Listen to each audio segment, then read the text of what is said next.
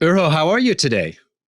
I'm really good. It's been a fantastic day here in Helsinki, and yeah, about to take it off for the rest of the day soon. All right, Urho. So I'm super excited to be talking about all things future with you.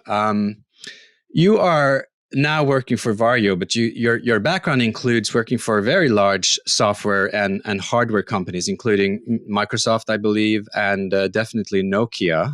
You are out of University of Helsinki with a degree in algorithms. I wanted to ask you this. You are now sort of at the forefront of all things augmented, but back in the 80s when you were growing up, what was it that turned you on to algorithmic thinking and I guess visualization, which you now moved into? Yeah, well, typical things to the computer. So I was playing games. I had an Atari game console when I was, I don't know, something like 6-7 years old, and that's kind of like we were gathering around with the kids from the block and play games with it, and that's kind of like got me started on the track, and then moving into the Commodores and the demo scene of Finland, and plenty of my dearest friends were also very much into computers, so that kind of like pushed quite naturally me to the computer science track originally. I did so much coding in my like 20s, and obviously before that one as well, but mostly in the 20s, and then moved to more managerial roles, I suppose, in my times. But you got hungry for entrepreneurship, huh? Yeah, I mean, it's one of those things that I was in my 20s working in smaller companies, but mostly in a consultant type of companies, making solutions. These kind of like web solutions that everybody was doing in the 90s and in the beginning of 2000. Super interesting stuff. I mean, I did 2 stock exchange systems. Led the teams doing those, and did half of Europeans' green energy certification systems. And like super exciting things, but really you were always just following somebody else's guidance what you should be doing, and then that kind of like leaves you, of course, hungry to do something yourself. And I have been doing some computer games with my friends, and that was, of course, like this kind of escapism from what you must do, and going into whatever you please and make it yours. And never made any money with those, but it was super cool. And I think that's more of a seed for this kind of startup mindset, doing demos, doing technologically challenging things for no particular reason whatsoever. And then when you go to the bigger companies, you realize that if you actually do something properly, you can change the world. So combine those two together, and you start to be in the startup space. So do whatever you want as long as it changes the world, was our mindset when we formed Varjo. I like that. And now you are indeed in the position that you can not just take guidance from others, but you can guide us. And my first question to kick us off is really this. The current situation in this space, and we'll map this space out, is that first off, there's an enormous amount of acronyms that really are kind of confusing. They're even confusing, certainly to me. Can you clear up some of those for me? And I'm going to list up a couple of them. And then I just want you to try to explain really quickly if they all are the same, if they're sort of changing, what is really important about them. So AR, VR is a typical kind of distinction, but then MR and XR. And then you can, if you spell them out, right? So augmentation, augmented reality, virtual reality, mixed reality, extended reality. And let's just start with those and give me a sense. All right, Urho, kick it off. Okay, so augmented reality is when you wear eyeglasses or alike that you can see through, and then you're adding some things into your visual field of view. Super great when you, for example, let's say that you're an UPS courier. You want to be able to know where you need to take the package. You might be driving on the vehicle. You see all through the reality, and then you get that information overlay. It's like what you used to have in the airplane cockpits, where you had this heads-up display where you see through that one, and it has everything that the pilot really needs to be aware at all the times. And that's kind of the thing that's happening now with augmented reality. So making it so that you can actually get that information overlay of the most important things and still keep it wearable. And really, for augmented reality, it must be really wearable, really lightweight, and feel like they're a pair of eyeglasses. All right. Well, we're obviously going to go into more depth. So that's sort of your quick sort of kitchen sink definition of augmented. Virtual reality now. Yeah. I'm presuming that is a more of a full immersion type situation. Yeah, of course. So virtual reality, you block the whole world, like the world around you doesn't exist anymore. That's like black. And then you start recreating that world into whatever you please. And that's the virtual reality. So computer completely generates everything that you should see, hear, and of course even up to the point of feeling. And that's the ultimate goal of virtual reality, where you cannot tell apart that, am I actually in real world, which is really weird, or is this a virtual reality? And before we go We're to not the quite there. next ones, are these two in any way directly related when it comes to the companies that are doing it? We'll talk about the companies later, but are these two things as related as they seem when we say AR, VR, or are they actually quite distinct when it comes to business models, people working on it, use cases, everything? Yeah, I mean that's a really good question, and it's like, again, as you pointed out, these terms are really loaded, and it's they don't have like a very static definition. And I would say that as long as you talk about AR the way that I described it, so that it's mostly information overlay, it's quite different from the virtual reality. But if we go to the mixed reality, which is all about that you can see some parts of the real world as they are, some of the things could be altered, and then some of these things could be completely virtual. I think it's more of this angle that with augmented reality, you might be able to do everything that virtual reality devices can do if you block also the real world completely. Then it becomes a virtual reality device. On the other hand, with the virtual reality device, if you do it the way that we do, for example, which is that we also digitize the world in real time, and then we can manipulate it and then mix it so that certain things are real, certain things have been changed, and certain things are completely virtual. It's this approach that if you start from augmented reality, you are basically needing to replace the world in front of the user, and the world is the foundation. If you start from virtual reality, everything is black, and you need to add everything. Can I ask you a And dumb question around that, then, Uro? Does that mean that it's kind of a gradual scale where in mixed reality, the point is that you don't know from the outset in the product, or maybe even the journey that the user goes through? One Monday you're doing 70% mixed, and then on Tuesday you're doing 30% mixed, and you're kind of, the product allows you the flexibility? Or is it very, very decided from the beginning that it's given amount of mix of virtual and augmentation and yeah, real? I think that's the place we're now. So augmented reality devices are very little bit is augmented, and virtual reality, everything is virtual. But in the upcoming years, those will be mixing. So with augmented reality devices, more and more will be augmented. And with virtual reality devices, you can bring more and more of the real world into your experience. And eventually, in theory, they will have a sweet middle point where you can do the same thing with both devices. But you might be slightly better off if you start from this end of the spectrum than this end of the spectrum for one or the other thing.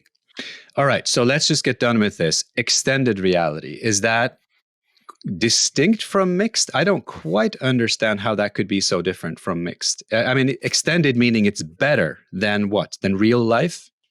Yeah, I suppose you could say that extended could be that, for example, you can see in the dark. So if you start with this assumption that you digitize the world, then you can extend it with thermal imaging. You can extend it with infrared cameras, and So then this is it the becomes more. Superman angle. The Superman angle. Yeah, This is turning us into kind of extra sensorial beings, super with superpowers.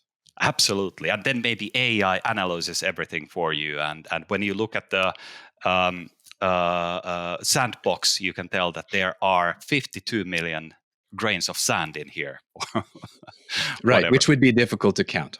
Yes. So why don't you then give us a little bit of a sense of, because this field has had a lot of play, and we're not going to dismiss play, because we know computer games and play and experimental headsets and everything, there was a place for that. But I will admit readily that I have through the years tried many of these, and I'm sort of like scratching my head. When is this going to get really serious? So you either have the attitude of, I'm an early adopter. I like to, do these things, and it's nice. The advent of sort of enterprise or industrial grade, Hmm. all of these abbreviations. When did that start to happen? And maybe you'll give us a sense of what your position is in this space. Yeah, absolutely. So I think from my point of view, when we look at the very early days of the VR, the NASA experiences, and the like early days of 80s and 90s of VR, that's when it was certain very individual companies trying to basically change the way they were working back in those days. Is for example, NASA doing designs inside virtual reality, and with multiple companies starting like aiming to do simulations within the virtual reality. All of that one ended up in cave systems after that one, like an alternative way of achieving the same thing, because it was the shorter goal at that stage. And I'd say that after that one, there was, of course, a long autumn for VR throughout the 90s and 2000s early on, Not a until the winter, but an autumn. yeah, like keeping it slightly alive, but yeah, and then of course Oculus reinvigorated it with the consumer message. Now what happened at that stage is that it also created the interest into utilizing this again for these high, very demanding industrial use cases that the guys were trying to do in the 80s and early 90s. The thing is that the devices were not good enough in the 80s and 90s. Computers weren't good enough to actually create experiences, but the displays were roughly the same quality as Oculus actually shipped. And then, of course, later on, the HTC Vives and so forth. So the image quality, the lenses, these sort of experiences were almost on the same level. Hmm. But it was never good enough. And that was the thing that we started to solve when we founded Vario, which was, of course, coming with the background of working at Microsoft and Nokia, and like I made like a dozen phones and many other types of devices, including VR headset there. And you know that if you go as a startup against existing consumer electronics giants, you really shouldn't be playing on the same field as they are. So, Right. from our point of view, we thought that, okay, our angle into this one will be to change how these most difficult cases are solved, because that was the area that also had financial sense in the 80s and 90s. So, it should have the same financial sense now.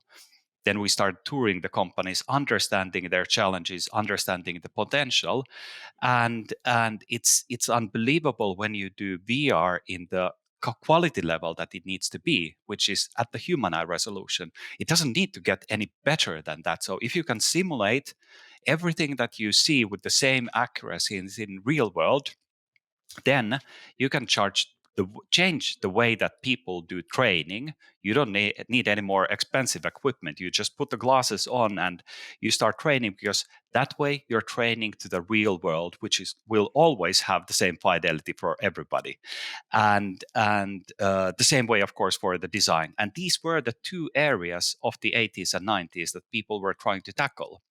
And it's one of those interesting anecdotes. So does it actually make sense? Boeing, for example, told us that with our systems compared to traditional way of training in these kind of full dome simulators, it takes roughly 4 hours to pay back the investment into this professional grade VR that we are offering. So After that one, yeah. it's only benefit for everybody. So So that's super interesting. We'll go into the use cases in a second, but I just want you to stop a little more at what it took for you guys to make that step towards sort of human eye resolution grade. One of the things with these headsets, whether it's kind of an augmentation view or a full VR kind of point of view, is they have been historically, well, one, quite clunky, and tell me what it took to get and how long ago was it that you sort of achieved this human eye level resolution? Because some of these earlier headsets weren't really there, were they? no, so basically we founded the company in 2016, and we start working on this topic immediately. Um, so at that stage, the consumer grade VR headsets like Oculus and HTC Vive, they were roughly 40 times away from the kind of quality that you need for the human eye resolution. So 40x was the difference. Now it's roughly 20x difference. So still far way to go for the consumer grade devices. Now, for us, it was really weird because when we founded the company, it was founded on a demo of video see-through cameras strapped in front of an Oculus Quest. Hmm. The pitch was basically that if we do video see-through based mixed reality, where we digitize the world and then we're in full control of everything that the user sees, and we can twist it exactly the way that we want. Vario, by the way, means shadow, because shadow is impossible to be done with these optical see-through systems like HoloLens. So it's one of those funny things. So shadow can be created when you can just add black, aka shadow. So we were showcasing these to the one single potential investor, and they said that, wow, this is really great. Could you actually do like an add-on like this to um, devices like Quest and devices like Oculus and to HTC Vive? And we were like, yeah, we could probably do that one in like a half a year to a year. Then we had the discussion, how much money? Million. So can you have the team in a week's time? We were sure. That was me and Nico Aiden, and in the meeting originally. Good. So then when we actually are able to start, which is like a couple of months later, having the rents and the equipment ready and so forth, we start scratching our heads. So if we actually have this poor quality of the displays, it's never going to be an interesting experience. It's like super cool gimmick, but this is not the thing that will change the way that people use computers and the way that people would be training or designing, which is something that we believe strongly that we need to be in. And it's a and we will never create a business out of this. So doing a bit of math, maybe we can sell 20,000 units at like 200 a pop. Like, wow, we didn't make any money out of this, but we wasted the million. So then came the question that how can we actually do this into a good enough level? What is good enough level? And then, of course, that resulted in a human eye resolution where we can basically simulate everything and change everything the same way as you would in real life if you would just be able to change everything magically. That's a place where we want to be in. So like a need rising from there, and that's of course the mother of all invention. Once you have a need, once you have like a strong feel that this must be solved somehow, then you can find a way. And But Uro, that's what we I mean, did. I'm scratching my head again, and I've worked with thousands of startups, and I scratch my head every time I hear this story, because how is it possible that you have these massive providers that have headsets that have a Yeah. certain quality, and is it just because they assess the market to not be needing to go to the level that you now are? Mm. How is it possible that you could come at well, you weren't at a left field, you obviously had worked in the same size companies and you had a little money. innovation doesn't take uh, as much as one assumes, does it? Because you were in a couple of years able to produce a device that not only matched but superseded the industrial quality of, obviously with some cost to the device itself for now. But Yeah. how is, just explain it to me, just do it. How is it possible? This When 2016 is not that far ago, not that long ago. Yeah, so it's all about that you need to change the game. You need to change the rules. So when you are in the consumer devices business, oftentimes when you kick off anything in there, somebody high level up goes and says, "This thing, whatever is it's that you're doing, will cost 199. It needs to be ready in 1.5 years." And now go and do it. And then, of course, like a lot of things have been set in stone at that stage, So the and design you're constraints are yeah, stopping otherwise smart people from doing what they, because presumably there are really smart people. I mean, you ah, were working in a large organization. I don't know if yeah, you got smarter, but you see what I'm saying? There are yeah, smart people in these same organizations, yet given some of these design constraints, they end up with not mediocre products, but just not as good as one can do in this breakout play. yeah, It's absolutely. fascinating. Yeah, I did one product to only once to low end devices at Microsoft, so these cheap devices, and it was funny how we were arguing that the RAM in this product would cost 30 cents to have double the amount of RAM that we have in it now. And if we don't put it, it's going to be so that you can basically only run the default applications on the phone, and pretty much nothing else that you could download from the store. And can we pretty please increase the price of the like end product by €2? No, it is what it is. So then that product had like this completely illogical, silly thing that limited it so that it was almost useless as a smartphone. It was just a phone. Hmm. And when you are in the large organizations, you need to be tackling quite often things like this, and it certainly limits the innovations a lot. Yeah.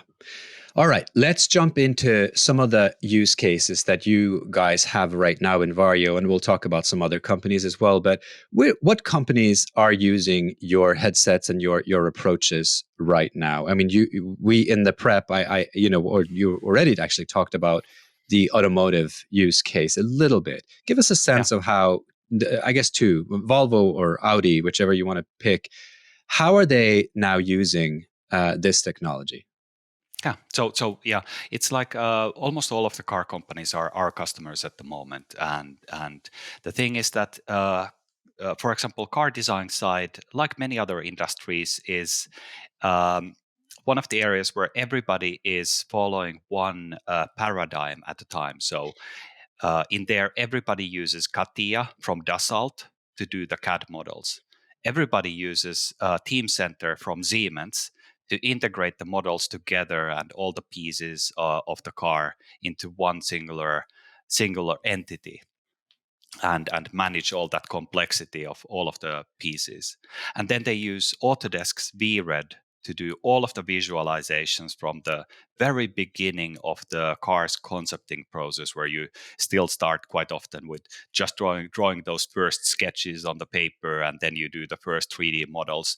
You're visualizing those throughout the process with the VRED, and all the way to the point that you're deciding where will the stitches be in the car seat. So into that kind of like incredibly fine detail, and into how do the flakes look in the car paint. So how deep is going to be the paint layer, how much varnish is going to be there. All of those kind of things tend to be made quite early on, and rendered with the vreds. And these days what they do is that they look at the models almost predominantly with Vario headsets. Hmm. So that allows them to skip a lot of the old laborious process of making like clay models of the cars that need to be painted and then varnished, and then you look at those flakes, how they look like. And this process could easily be like a couple of weeks, and you're looking at the contours and the shapes of the car, and the lead designer goes like,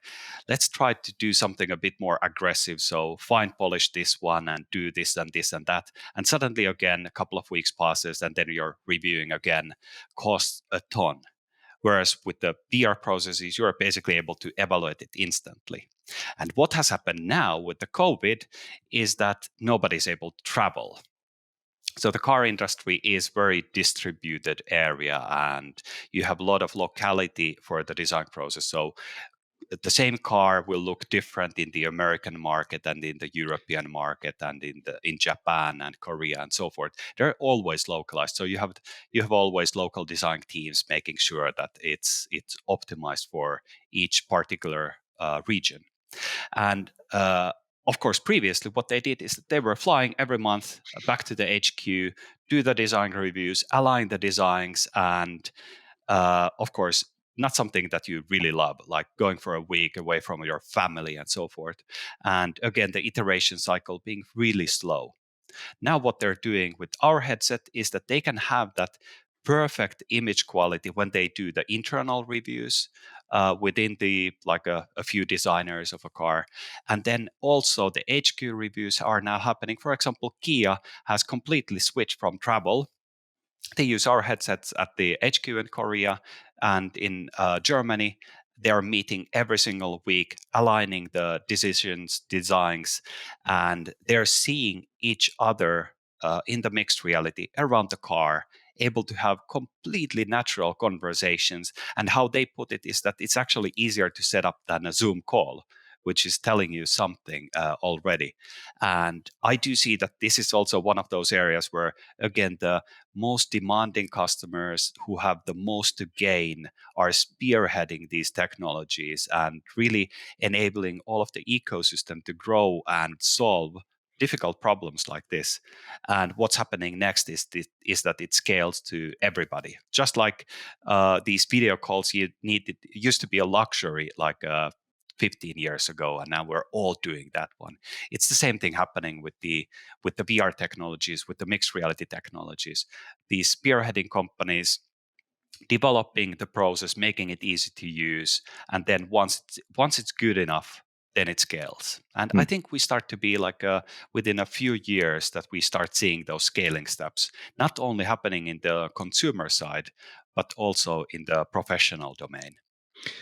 This is fascinating. Can you take me through at least one more scenario, and we'll move to training in a second, because that's really where the scaling, can truly happen for a much larger group. But take me through the Boeing example, where you're actually training astronauts to dock at the International Space Station. Now, I understand they haven't docked yet, but they have been training for is it a November docking? They're going to do this. Give me a sense of, because that sounds pretty real to me. I mean, and talk about high stakes and costly operations, but that's not just everyday training. This space station weighs 420 tons. Yeah, and I cannot even imagine how costly it has been to build it. And yet you're basically leaving it in the hands of a few astronauts who need to maintain and make sure that everything is fine. And of course, those are like the most critically trained people in the world. And it's super comforting seeing again that VR is the technology used to train these people who have the like most to lose in the world, which is their lives whenever they go on the flight to the space. If they don't work as they were trained to do, if the training isn't good enough, then they could lose their lives. They could even lose the space station if they do things completely wrongly. Right. So So there's it's two stakes there. I mean, one is obviously any individual life, but the yeah, additional stake is that space station is not like crashing a car. I mean, joking aside, that's a very, very big deal. That space station has been built over years with money from a lot of yeah, sources. So yeah. And this is the reason that NASA was using VR already, like in the 80s and 90s, or trying to use it. It wasn't good enough. They kept on iterating on that one, improving. And now we're seeing that Boeing is actually doing the training of the pilots with the VR Hmm. first and foremost, and also very suitable to these times of COVID, when the astronauts might not be able to be in the same place at the same time all the time. And this is what Boeing is doing. They're doing the training remotely, so 2, 3 astronauts might be in a completely different place physically, yet they're able to have the collaborative training sessions every day. And again, this is the future of the collaboration, and really group training is the way that we need to be working in the future as well. And when you can do it whenever is the most suitable, and not so that everybody needs to reserve certain time slots and fly away to faraway places to do the training, that's when you can have much better results than with the old ways. So I want to move to the future in a second, but just before that, how do you define and see? So we've been through these different distinctions, but how would you describe, or how do industry analysts, more rather, describe the market that you're in now, and what is the market size? I saw one report recently, fairly recently, I guess a Mm. year ago, not so recently actually, because everything has changed, that said the global AR and VR market size was 11.35 billion in 2017, and then obviously they have some growth projections. So those are actually already quite old numbers, because Vario was barely even there when their first number came into play. What is the size of this market right now? Yeah, so it's like you have so many numbers for this as you have analysts. So it's a very different from analyst to analyst point of view. And how we are basically seeing is that we're looking into a few billion market at the moment annually for the devices market, and most of that one is of course consumer devices. So when we look at the professional devices, it's one of the interesting things is to look at it domain by domain, which is something that we've been doing from the get-go, like trying to do the numbers as much bottom up as possible and as little through these high level analytics top down approaches. So for example, looking into architecture as a singular example, there are 2 million architecture agencies in the Europe alone. Certainly, not all of those will be turning into VR adverts in a short while, but eventually, this is also one of those technologies where like each individual architect will benefit greatly, if not in their design process, at the very least when they need to show and visualize a concept to their customers. If you show it with VR, they will know exactly what they're going to get. And typically, it's the customers are not able to imagine how the buildings will look like just from the draft sketches. But when you can actually be there, see it, then you can have an interesting dialogue also and make it better for the customers. Hmm. Then Can looking into the simulations market very quickly. So it's projected that the simulations market in aviation alone will be roughly billion in 2024, and it's going to be in the range of like 0.7 billion in 23, half a billion in 22. So this is one of the areas that, again, we start with these spearheading companies. Our customer base has like Boeing's and Airbuses, Lockheed Martins, and a lot of governmental agencies and armies and so forth in as our customers, and that's the area that we're seeing a very rapid growth at the moment. And cases that started a year ago in 2019, we had like cases of like, yay, this customer has a 10 unit deal, turning into the beginning of this year we started having like hundreds of units deals, and now we're looking and discussing of thousands of units deals with some customers. So it's like you see this trend going very quickly when first you have had the experiments with the labs and these first trials on how to train people in VR. And then once those are successful, then moving into like a small scale deployments, and then now also to large scale deployments. And this is the thing happening throughout the aviation industry. Again, one of those like spearheading verticals for us. I had a guy on who's a robotics professional saying that COVID turned an enormous amount of demo projects into real live implementation projects, going from kind of, yeah, in a few months we might be testing, one device, to the next conversation is we are rolling out. This is not a demo, and we need 100 devices, and they need to be there essentially next Friday. Yeah. Have you experienced something similar? Yeah, a little bit. At the same time, we had a bit of uh, uh, also reluctance from some of the bigger companies, especially in the beginning of this situation in May, June area, where a lot of companies started having a CFO-driven R&D. So Right. the coffins were starting to get closed, and even if you could show that, hey, we could actually still do some of the things better if we would move to the virtual segments. You couldn't do that one because the like saving money was the top priority. It was for some companies existential to cut the cost. So it was totally understandable.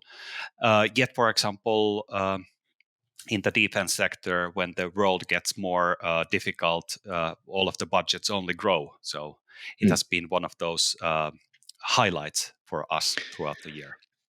Your current pricing starts at 5,000, and then you have a pro device that's another 1,000, and then your developer edition is 10,000. What is your Mm. sort of prediction in terms of what's going to happen to your and other devices that are starting to get industrial grade, but also in the consumer market? Because I mean, it's kind of anybody's guess, but a consumer device, right? The high end of a consumer device would be the Apple iPhone, I guess. In Mm. any sort of comparable scenario, because I don't think PCs can be completely compared to this. But people are willing to pay a bunch of money for an iPhone, but it of course has hundreds of different of functions, and you can put it in your pocket. Where do Yeah. you see the price going for the various grades? Let's call it crudely an industrial quality device, as we move, year by year into the next decade, versus a consumer device, as we move year by year. How drastic could the price drops be, or even in the industry? I mean, are we talking you need to make such quality improvements that the devices will largely, do you think, stay at that price range? Yeah, I think as long as the consumer devices are mainly used for gaming, it's going to be set into similar price point as the consoles are these days. So like a sweet spot being roughly at the $300, and like a really scale up opportunity being at the $200 range. But those are when you do it only for this one particular niche, and the opportunity on doing the more expensive and thus higher quality devices lies in that you start to be able to do the work also with these devices. And that's, of course, our bet. We believe that the bigger change in the way that we all work in the future will be coming from the virtual reality and mixed reality devices, and that this immersive computing will become the fourth computing paradigm at some point. And that allows us to look at the price points of like $1,000 being a very interesting price point for professional use cases, for example. And then on the expert level, do you think that there are still improvements at the high end that will be so mind blowing that it will defend a very, very high price point also for some time to come? I mean, are there massive breakthroughs, beyond human eye, into this extended reality type situation where there will be demand, in automotive or in aerospace, that kind of use case? Are you eyeing breakthroughs of the magnitude that will defend, uh, you know, very, very new types of functionalities in this space as well? Yeah, I think it's there's always the place for these super high end devices that are a few years ahead of everything that you could do with the more moderate price point. So I don't think that's going to disappear. But then um, price erosion is always happening, and And that's where you have to watch out, Uro, because you guys are yeah. rapidly becoming an industry in and of yourself. You know, the moment a startup becomes successful, there are some other smart guys coming out of the woodworks. Absolutely, absolutely, and this is the place where it starts getting interesting for us. So having been able to define that, yes, this kind of extremely high quality mixed reality is a real market. We actually are doing quite well in there. That's when you start seeing that somebody else starts looking. Oh, there's actually a market in there, so maybe we should be there as well. Yeah, that's so true. But at the moment, it's still. It's very different type of competition than the big boys, for the reason that these markets are still too small for the Googles and Microsofts to go for. Hmm. When we start looking into the small and medium-sized businesses, that's the big play in the 2 to 3 years time, I believe, and certainly something that we want to also be participating in. Hmm. We have this framework that we use here at the Futurized podcast on all these different types of disruption forces. We have addressed technology fairly deeply. We have also talked about COVID, which is kind of an environmental Mm. left field type of thing that sort of comes in. Can you talk to me about some of the other forces that are on my mind always, which is policy and regulation, or even just business model plays that Mm. where things come in and where you just find a completely different angle? Or what are some of the emerging issues that you think governments are going to have to face in this particular market? What should they be doing? What are they doing? Yeah, I think the thing that we have been discussing with the people's privacy in the web when they're scouting the websites, getting cookies, getting tracked, and then who is actually knowing you better than you're knowing yourself. It's one of the areas that when you take this kind of thinking into the mixed reality, where you can not only see the direction that people are looking, but you see the eyes, where the eyes are looking at each second, each smallest saccade. It's completely like reading people's minds. You certainly understand people's political opinions so well just by showing a one image. You can tell how people are reacting to the people in this image, and the amount of categorization of people you can do from something like this is incredible. I do think that and hope that we start seeing a little bit more of proactive approach from governments in here as well. Because if you do it reactively, it typically tends to be quite bad solution. But if you do it proactively and start involving also the industries ahead of time before they actually start making the mistakes, I think we would have better policies when it comes to the privacy. And of course, like overall, like accounts being a hot topic now, this is only becoming more complicated when we start having the eye tracking and like galvanic skin response sensors on the headsets and ECGs and so forth. It's a whole new level of privacy concerns waiting to happen. Well, and on the other side, I know that you guys took some Horizon 2020 funding from the EU, which you Yeah. told me were pretty crucial, actually. So that's on the other end, right? Governments, at least some governments and organizations, are really supportive on the R&D side. Yeah, I mean, we first of all, we wouldn't be here if we didn't get the money from Finnish Business Finland, which is like a innovation fund in Finland. So we would have fallen on the first year already, but they supported us with I'd say, 40% of our funding came from government direct grant on the first year. Like we really wouldn't be here, and then of course, as you This is so mentioned, we interesting because, in like an American lens, if you're an innovator, you shouldn't accept handouts, so there are some people who think that there can be no good businesses created if they actually get support, in the beginning. It's just yeah. two different models of innovation. I find it so interesting because I think this second model of innovation is almost coming back a little with a vengeance, right? It's so clear to me that there's so much luck in this innovation game that to give some startups a little bit of a head start isn't necessarily just dumb socialist policy. It could actually be pretty useful.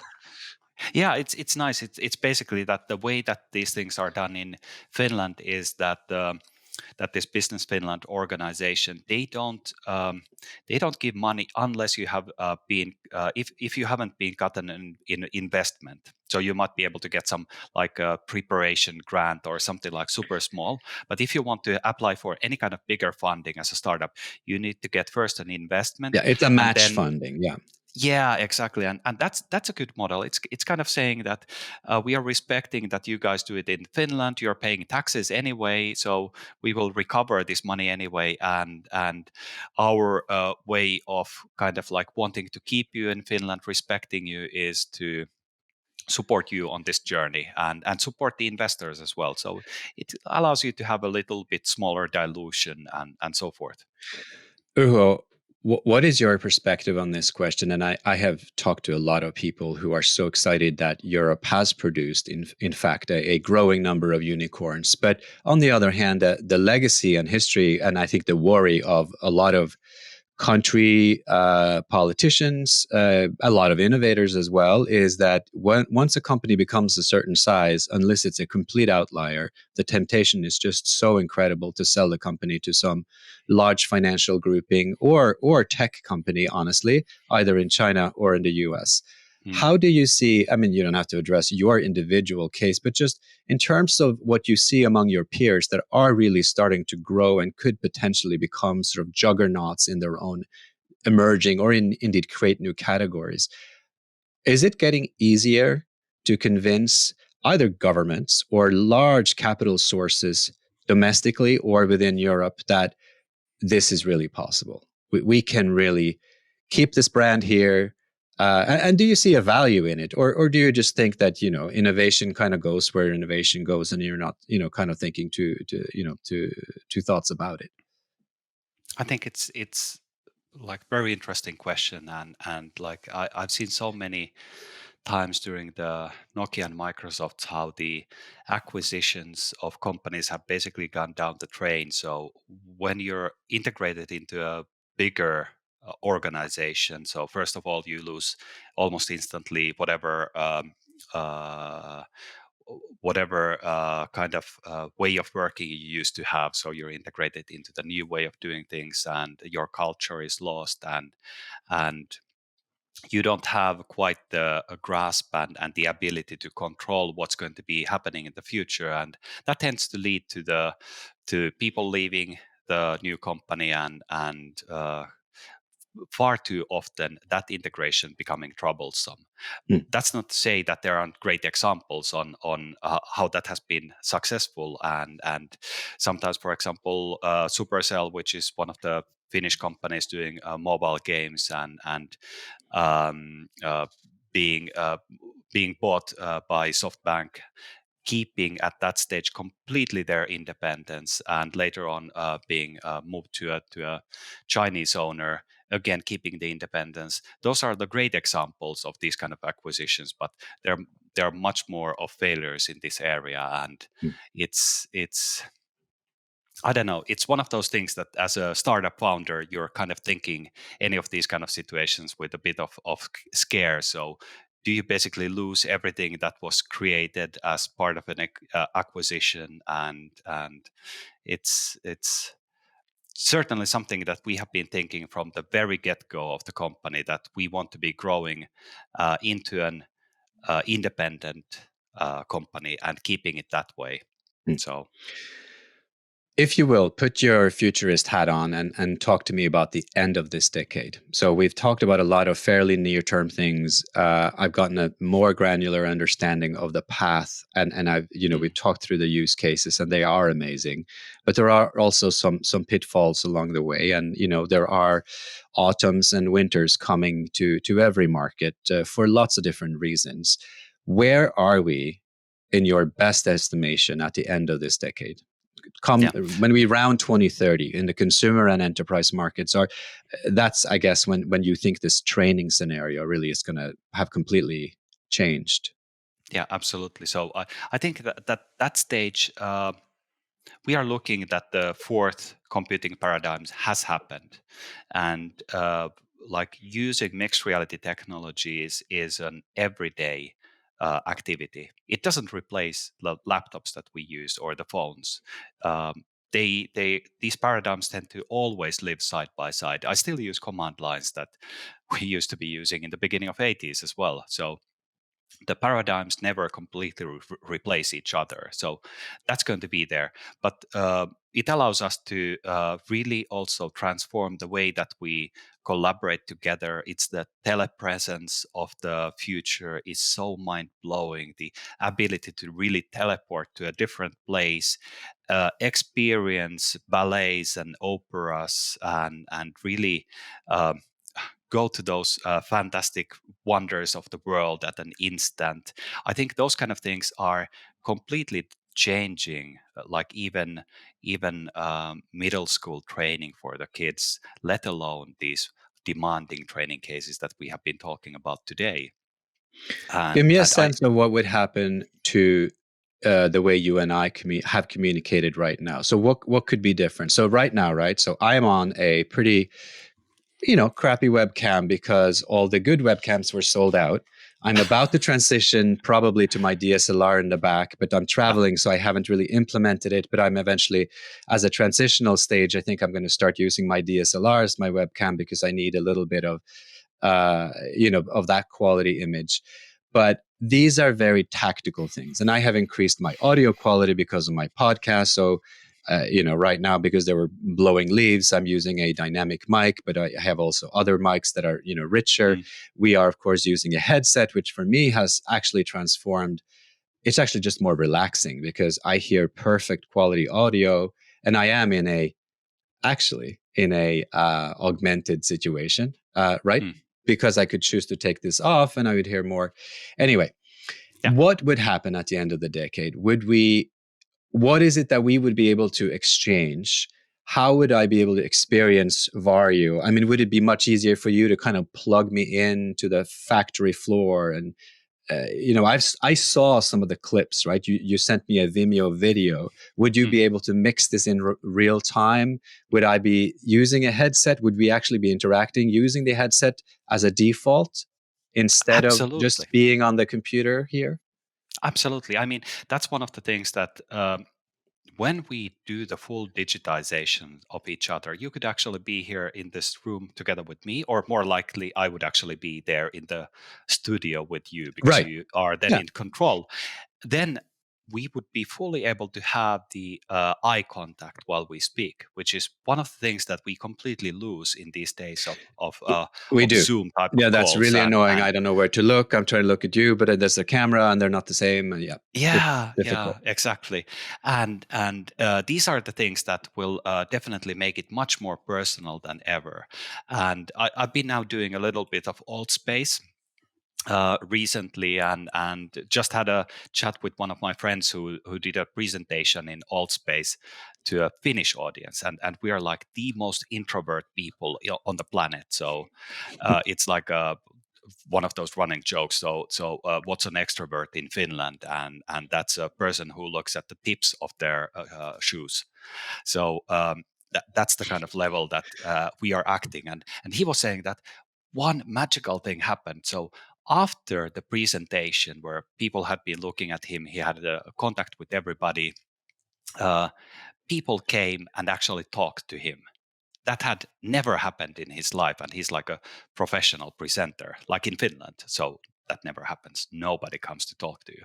But when you're doing these virtual things, you lose some of those inhibitions, and it's one of the interesting things that you're actually more naturally having dialogues in these virtual worlds than you are in real life, which is kind of interesting. And now when you take all of these quality factors into the level where when I'm there with you, I'm seeing every single nuance of the leather seats in your couch or whatever. So all of the details being exactly like I'm there with you, but again, being more relaxed than I would with being there myself physically. I think it's kind of like interesting. And then of course we have the capability to go anywhere, do anything, because in virtual everything is magic. Wow, that's a compelling image. My only remaining question to you is how does one track this field? So I obviously have people listening. They are going Mm, to learn a lot from this track. But the field is so vast, and where do you go to track this field? What do you do to sort of like, look at what competitors are doing, find out what the use cases are among your potential new clients? Where do you track this field right now? Yeah. So like so many people, I follow a lot of things in Twitter, like going through the bus. Then one of the luxuries I have in this field, where we don't have yet a zero sum game. So like every entrepreneur in the VR AR domain thinks that this is a growing segment, and we are not here yet to fight with each other. We are all about improving and increasing this field. That means that when I'm very often discussing with other founders, so we're having Zoom calls like this, and we do share a lot of the thinking that we're doing, and that I think allows me the best way to understand what's happening in the world, when I understand the way that other founders are thinking about the world. Well, that's a fantastic stage of an industry to be in. I commend you for all the great work you've been doing, and thank you so much for sharing some of it with us today. Yeah, thank you so much.